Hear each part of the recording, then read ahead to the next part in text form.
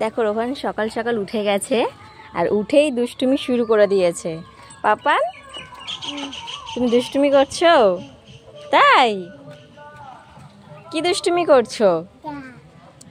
এই দেখো গাছ ধরে সকাল সকাল টানাটানি শুরু করে দিয়েছে। তো আমি এসছি জামা কাপড় মেলতে, তো ওকেও সঙ্গে করে নিয়ে এসছি, নয়তো নিচে ভীষণ দুষ্টুমি করতো, তাই নিয়ে এসছি। পাপান দেখো গাছে হাত দিয়েই রয়েছে। তুমি